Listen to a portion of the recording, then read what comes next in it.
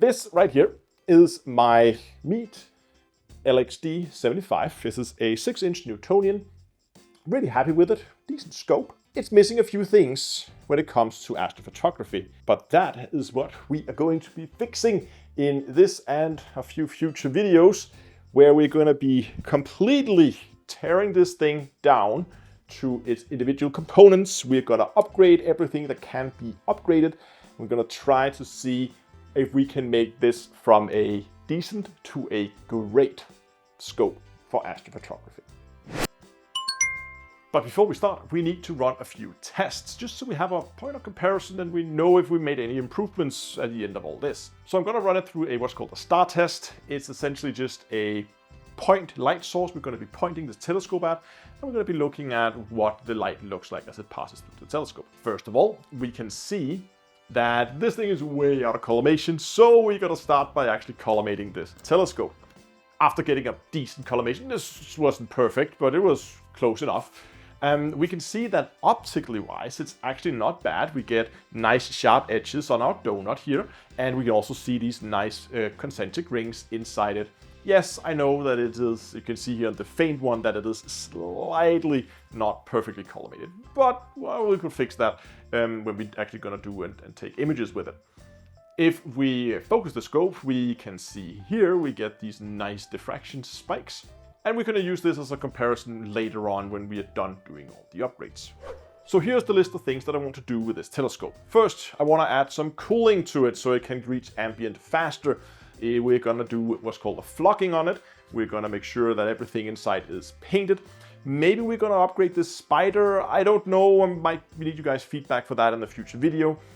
We are going to kit this thing out with all the fancy gear. We're gonna put a computer on here. We're gonna put a better guide scope on here. We're gonna get it rigged up. We're gonna install heaters on the secondary mirror so that is permanently installed. We don't have to take it off and put on between every session.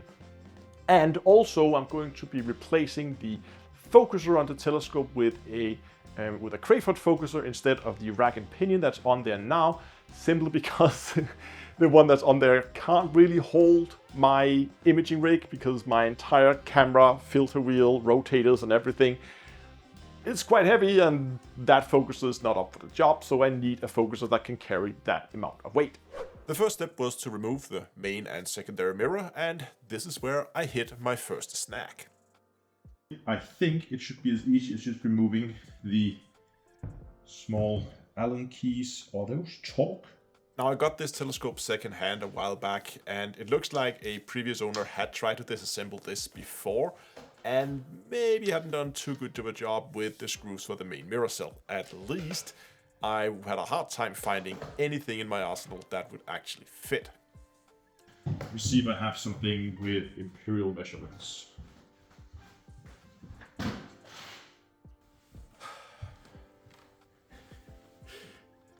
Are you pretending to be a telescope? Yeah, he's gonna go and take a nap in there. This is imperial. Okay, let's see.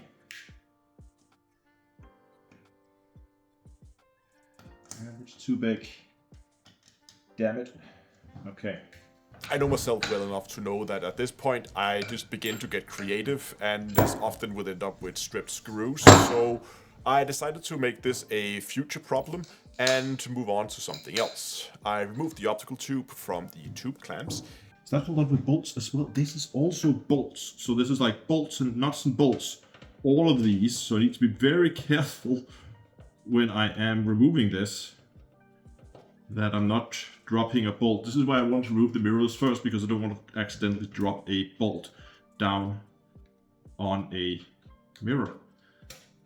But that is out, and you know what? I 3D printed a little project box here where I can take everything so they have their own chamber.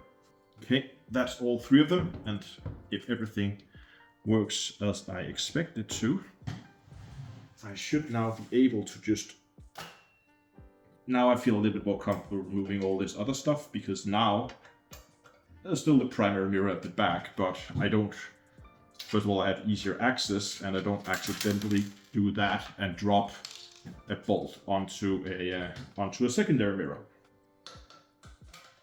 And if any of you is wondering about this little parts project box that I have here, it's my own design. I actually designed this myself and 3D printed it.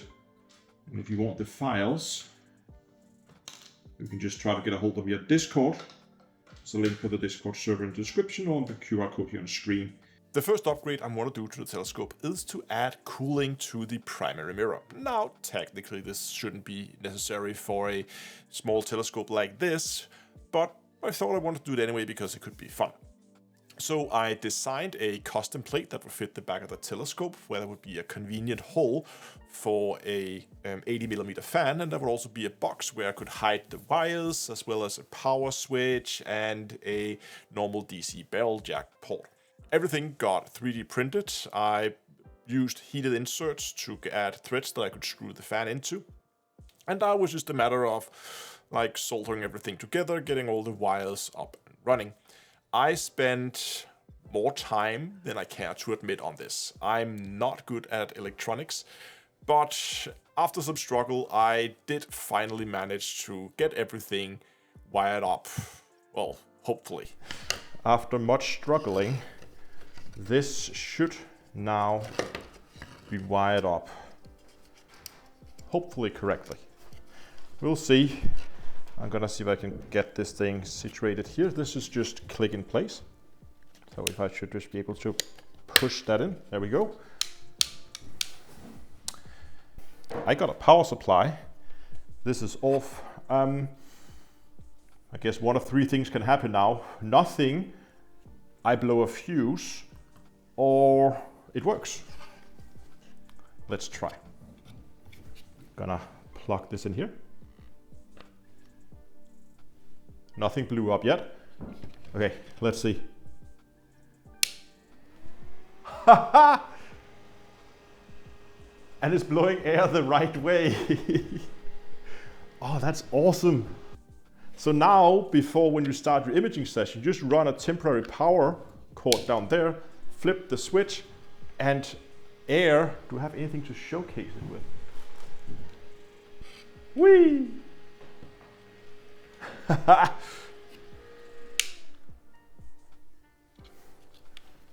That was awesome. Okay, now we need to get that installed at the telescope.